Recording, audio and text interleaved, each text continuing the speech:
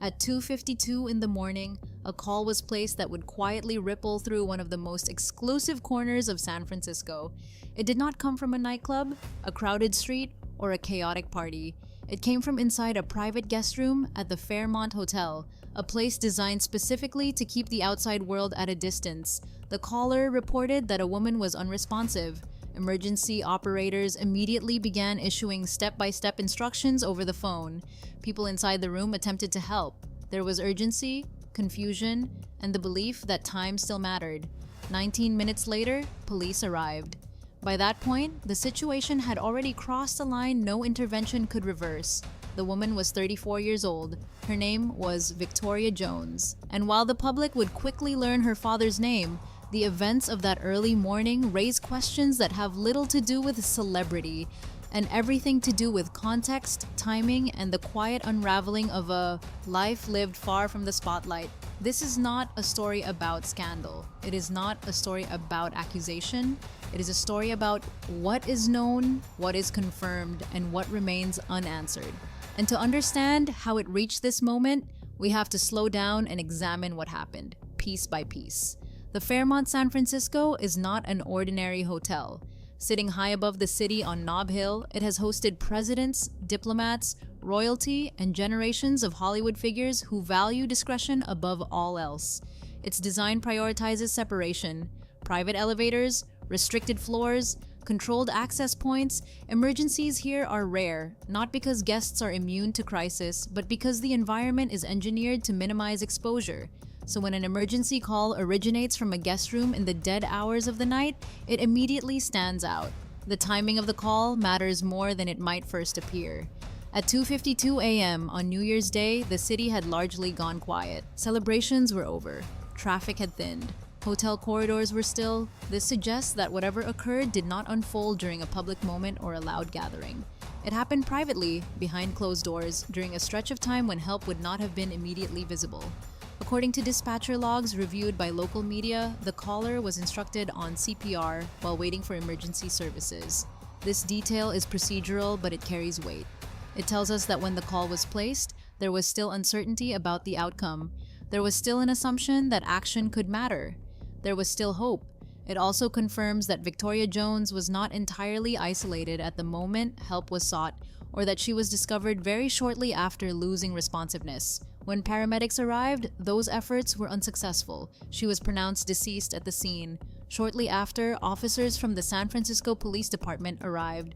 Around 3:14 a.m., situations involving unattended deaths, particularly those connected to high-profile individuals, law enforcement follows strict protocols. The room was secured. Initial observations were documented. Officers looked for indicators that would require escalation into a criminal investigation. According to multiple sources familiar with the response, investigators found no signs suggesting criminal involvement, no forced entry, no evidence of a physical altercation, no visible indicators of external harm. As a result, authorities stated that foul play was not suspected. That determination is important, but it does not close the story. It simply shifts the focus from law enforcement to medical investigation. When police rule out criminal causes, the responsibility of answering what happened moves entirely into the hands of medical professionals. The San Francisco office of the chief medical examiner took custody of the case shortly thereafter. At present, the cause of death is listed as pending. This classification is not unusual. It is used when a definitive cause cannot be established without further testing, particularly toxicology analysis. In California, toxicology reports are comprehensive and time-intensive. They screen for prescription medications, alcohol, illicit substances, and complex interactions between compounds that may not be immediately obvious. Depending on case complexity and laboratory workload, results can take several weeks, sometimes longer. Until those results are finalized, any conclusions remain speculative and responsible reporting avoids speculation. To the public, the story may appear to pause here, but behind the scenes, investigators continue reconstructing the timeline. The Fairmont surveillance systems provide extensive coverage of hallways, elevators, and common areas. Digital key records track room access. Staff logs document interactions. Investigators will examine when Victoria checked in, whether she arrived alone, who entered or exited the room, and how much time passed before help was called. They will also identify the individuals present during the emergency. Were they friends, hotel staff, a partner? Those details have not been released and likely will not be unless deemed necessary. While the investigation continues quietly, the public narrative has largely centered on her family name. Tommy Lee Jones is widely recognized for his reserved demeanor and uncompromising screen presence. But to Victoria, he was a father with a very specific philosophy. Born in 1981 to Jones and his second wife, Kimberly Clawley, Victoria grew up during a period when her father's career was accelerating rapidly. Yet by most accounts, her upbringing was structured, not indulgent. She entered film at a young age, but not casually. Her most prominent appearance came in a project deeply personal to her father, The Three Burials of Melquiades Estrada. He directed the film and cast his daughter in a supporting role. In interviews from that period, Jones explained that her casting was not based on family ties, but on capability. Victoria was fluent in Spanish, a skill he had deliberately fostered from infancy by surrounding her with Spanish-speaking caregivers. This detail resurfaced after her death, reframing how early discipline shaped her life. Another story from that film set has also resurfaced, one that illustrates the dynamic between father and daughter. At 14 years old, Victoria was given an early call time. When she refused to get out of bed, her father did not negotiate. He reportedly told her simply that work is work, and when she still refused, he dismissed her from the role.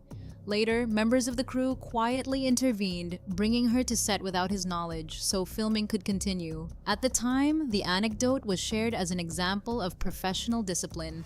In retrospect, it reflects a childhood shaped by expectations, structure, and the absence of indulgence, even within privilege.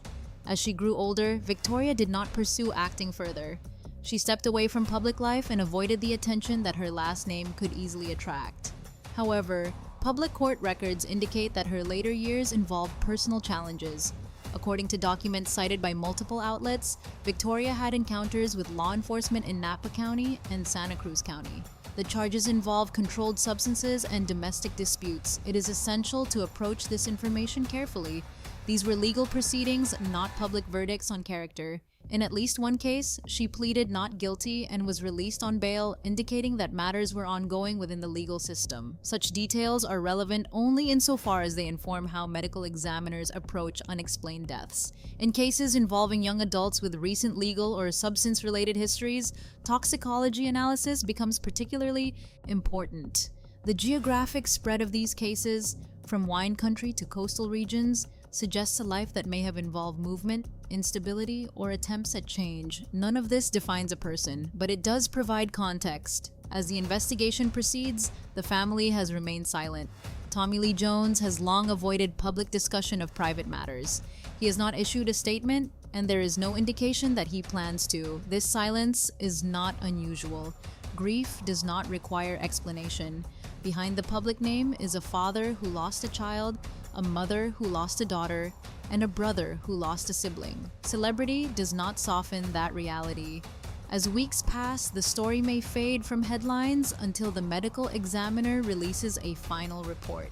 When that happens, the findings may clarify what caused Victoria Jones's death, or they may simply confirm that no single explanation fully captures what occurred. Either way, the conclusion will likely be clinical, not dramatic. And perhaps that is the most difficult part. This was not a story designed for spectacle. It was a private tragedy that intersected briefly with public attention because of a recognizable name. Victoria Jones lived most of her life outside the spotlight. Her final moments unfolded quietly, in a place built for privacy during hours when the world was asleep. As more verified information becomes available, it will be handled carefully and responsibly. Until then, this story stands as a reminder that behind every headline is a human life complex, imperfect, and deserving of dignity. Thank you for watching.